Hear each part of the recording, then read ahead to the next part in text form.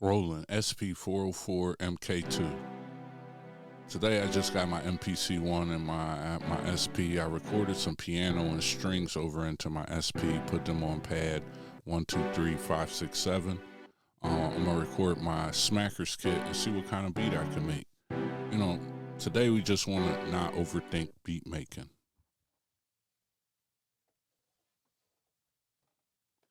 What's going on, guys? It's your brother OTG. The OTG's for Overtime Grind. Hardly seen, but I'm always around. Today I got my Roland SP-404 MK2. I got my MPC-1 just as a sampler. I've already did the hard part of sampling the strings over. Right now we're going to sample my OTG Smackers kit. It's available down in the description. You can get it for the MPC and for the Roland SP-404 MK2. Today I just wanted to come in and hop in the SP and not overcomplicate it. The more that I watch a lot of different videos and watch different people's workflows, I think that people really are, I understand making YouTube content, but then I also understand that we are producers and, the goal is to make more music and inspire people to make music.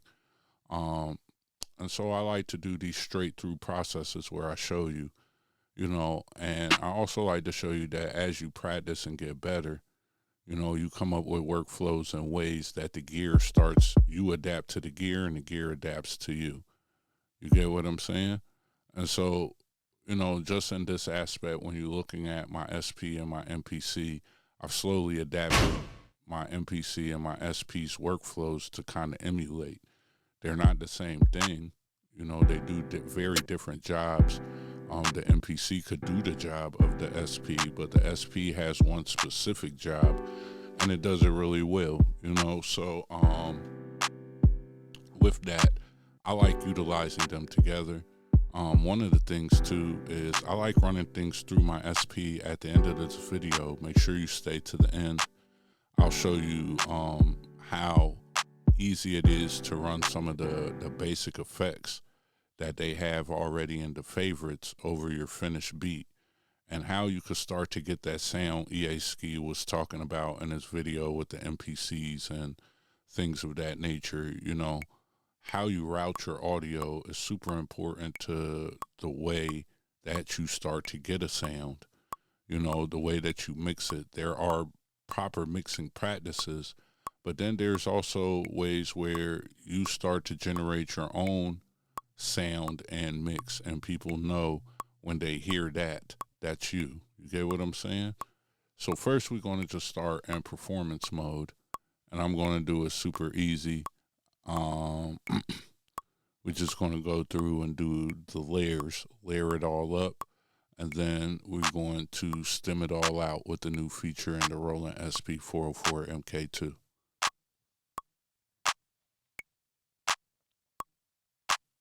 Make sure you guys like, share, subscribe, comment. Make sure you check out the masterclass for the Roland SP-404 MK2. Make sure you check out the cheat sheet. I see that Roland has put out a cheat sheet, but it still isn't as comprehensive as the cheat sheet that I give you guys. I'm going to attach that one with the cheat sheet that I created so you guys can have both. So make sure you check out the cheat sheet. If you buy the masterclass, you get the cheat sheet and all the videos. Whatever you buy from me comes with lifetime updates. I've been doing this for my life, and I'm going to keep doing this for my life. So, for the rest of it. So make sure you check those things out.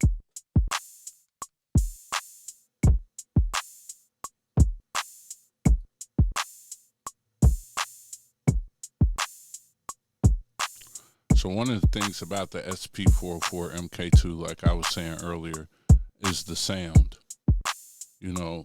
There's a bunch of different ways you can change the sound, and I think that's one of the lost things with the computer and software and all of these emulators, is that people forget that, the way that you route your sound through the outboard gear, however the transistors and how different things work, how it consumes the power, the way it rates the low end, the high end.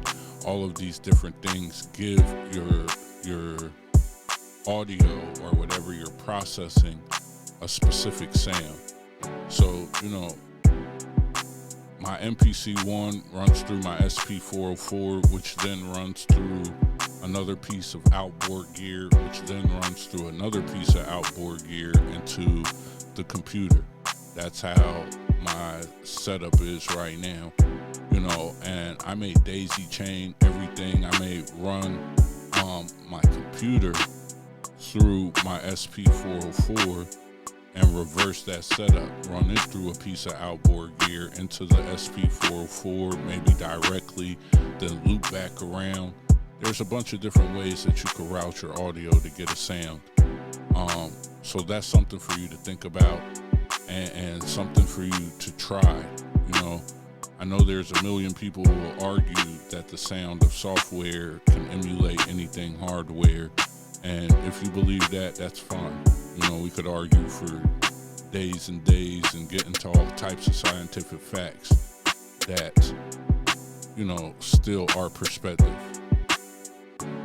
So now we're going to add the snare in. You know, when you're making this beat on one pattern, one thing to keep in mind is that you want to probably build it up as much as possible.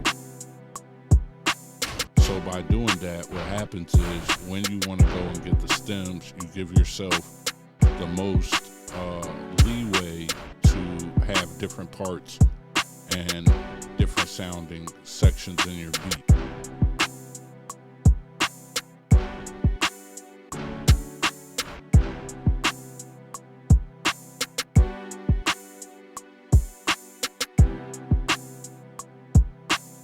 So like I normally say, I'm not trying to win awards with this beat, but what I will do is probably make about 5 or 6 different patterns of this beat and then show you how you could kind of play them together with resampling.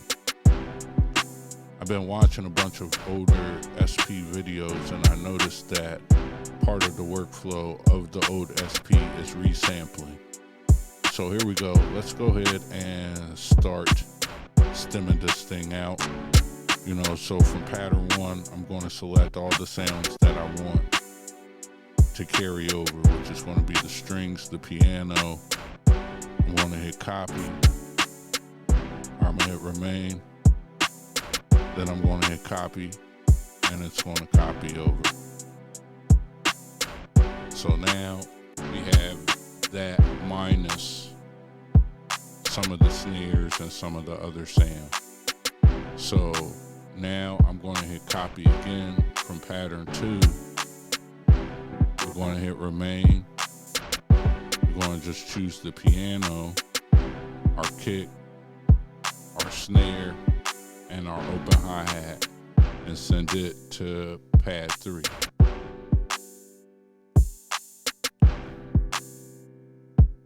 So my workflow when I do this is my first pattern most of the time is on a pad by itself, and then everything else is on a kind of section out in a way by the top 4 rows. So first thing that I notice is if I have a pad playing, a pattern playing, you can only copy the pattern that's playing. So if I had to go back to pattern 1 to be able to access all of my sounds that's in the full pattern. So now I can go grab the piano only, plus the snare and the hi-hat, and press remain and copy that to a pad itself. So we're going to put that, the piano with the piano and the snares, on the same row as the piano and the claps, which is pad 3.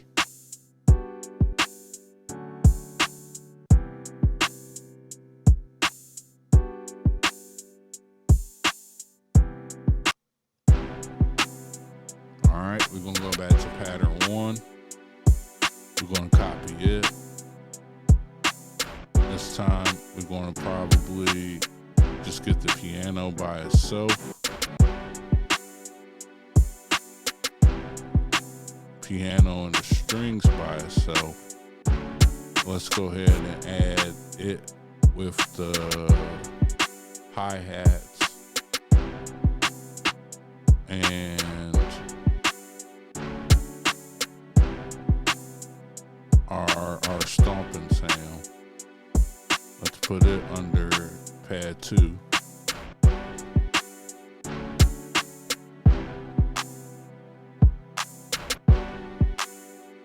And you don't have to audition. I just like to audition before I go forward to make sure there's nothing there.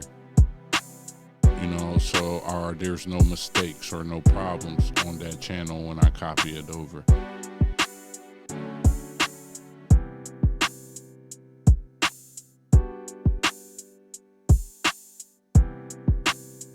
And now we're going to do our piano by itself.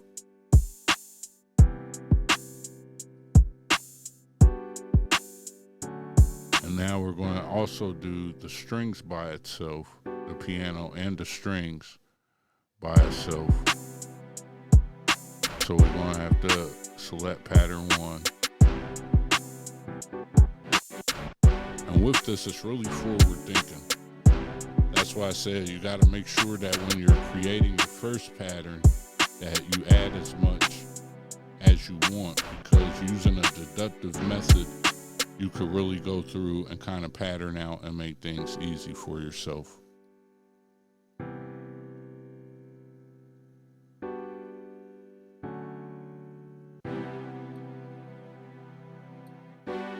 So what I'm going to have to do now is I'm going to want to resample it. So I'm going to resample and just resample to a pad instead of using my pattern chain. Everything triggers and it triggers on beat anyway, so it's not really hard to do it. But I wanted to show you guys, don't ever really hit a brick wall. So I had my SP set up a different way. And one of my problem solving skills, I had it set up where I had took the count in off. Well, I hit this space where I tried to do it the normal way and it didn't work. Instead of getting frustrated, what you got to do is just go through the checklist. So the first thing I thought of is, did I change my count in? Now that I thought about that, we go through our same process, resample, choose a pad, and now it works. So don't freak out sometimes, you know what I mean? Part of the plus of hardware is the fact that there is only a limited amount of things that you could have done. And if you take a deep breath, you could really think about what it is and reverse the steps. So now we're going to listen to this beat. Make sure you like, share, subscribe, comment. Make sure you hit the notification bell. Make sure you check out the free masterclass. Make sure you check out the free drum kit. The masterclass does cost. Make sure you check out the SP-404 cheat sheet, MK2 cheat sheet with over 30 button combinations. Make sure you go grab your free screensavers. You know, with the instructions, all that stuff is included on how to install them. If you want to support the channel, that's how you can support. You can join my community at 365 OTG, have direct access to me, and we could talk and build in there as well. You know, rate your beats and all kinds of things over there. So, you know, there's a bunch of different ways you could support, but at the end of the day, thank you for watching and all of that stuff. Let's just run it back one more time, just like if we was going to make a beat with 2 verses or something.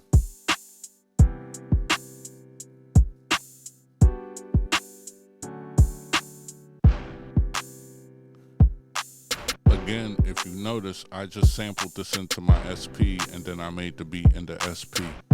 So you know, one of the reasons why I like to show you guys the MPC, you know, sometimes, a lot of times I would just cut it out, but people would email me and ask me to show the full desk, you know, and these are the things that are on my desk every single day. You know, are my tools of choice in my studio, plus Ableton Live, Reason, and Complete. When I finish whatever I'm doing on the MPC or the SP, most of the time I take everything over to Ableton Live. I do have a master class that we are getting closer and closer to working on. I believe after I go through the MPC SP workflows together, we will start on the Ableton classes, and that will definitely help you guys understand how to go from making a beat from scratch, sample beats from scratch, how to transfer them over to the DAW, mix them properly, add vocals, and then we'll get into distribution, marketing, and other aspects. So make sure you like, share, subscribe, comment. Now, let's check out some of these effects. Shout out to you for staying to the end.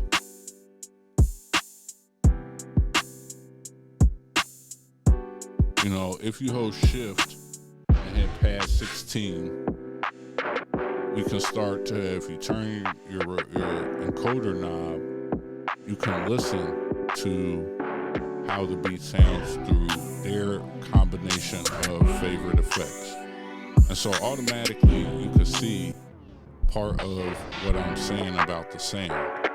You could easily sample in through some of this stuff and then make a beat out of it, or you could easily run your whole beat through it and just turn down the dry wet or the mix and give it a different feel.